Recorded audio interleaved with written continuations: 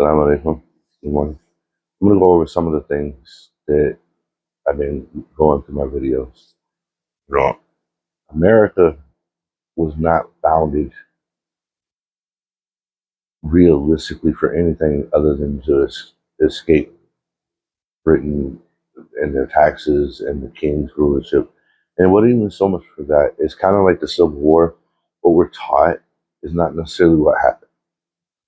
And when we look at the way things happen in this country, we know that the very first person, the one who set off the actual revolution, was on Bunker Hill, and it was a black man. Christmas addicts, not a white man, not a whole bunch of white people.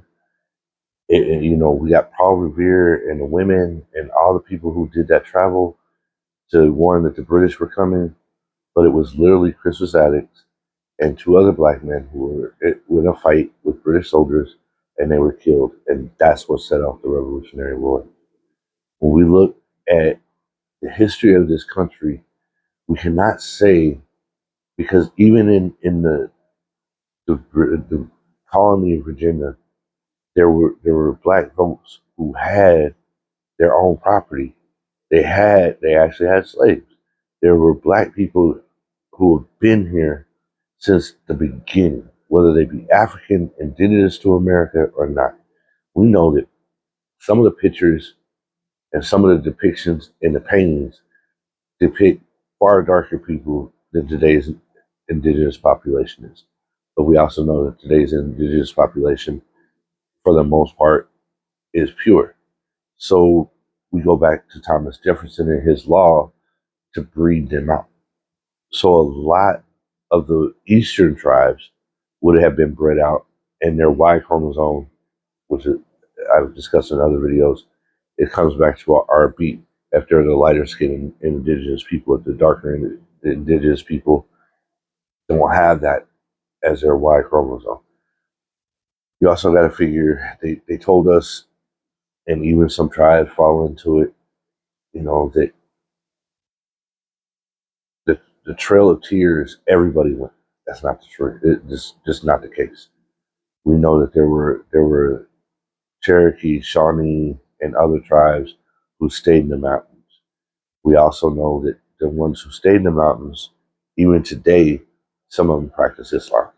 I don't know how close it is to what we have as Orthodox Muslims, whatever else, but they practice Islam.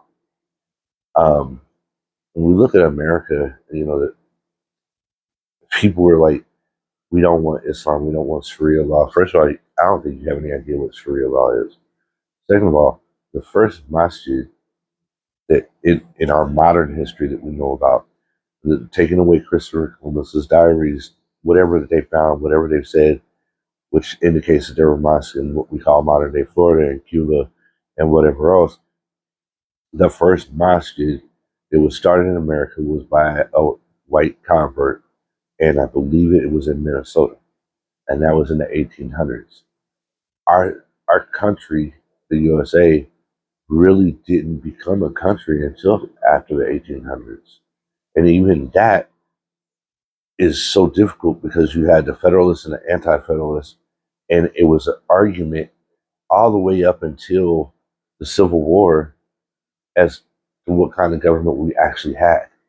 You look at the history of our country and development of our country, we know that John Adams, who would today probably be a very ardent Christian, whatever, was anti-Mason, anti anything other than white Christian, and that's the way he was. I would think that's kind of odd for somebody from Massachusetts, but who knows?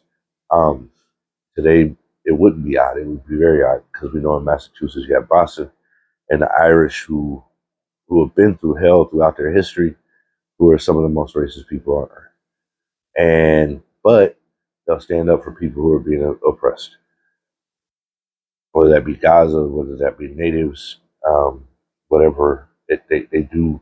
It's a weird ideology. They understand oppression. They fight against oppression.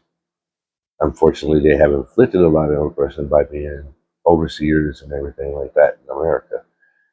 We look at America's history from the very beginning, it was sporadic. You know, you had the constitutional conventions. We had literally 12 presidents before what we consider our first president, George Washington. We know that Prince Hall was actually at the conventions, constitutional conventions. We know other African Americans or Africans were at the constitutional conventions, and in the original paintings, you could see them in it. And now, as I've gotten older, I've seen the black people in that portrait have disappeared. It's an alteration of history to make the the lies that are told to appear to be truth.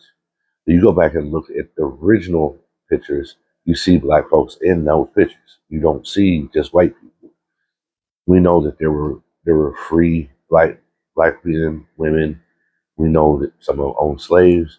We know that there were whole communities like Philadelphia and Georgia, Lake Lanier, and we had Rosewood. There were communities that black folks excelled.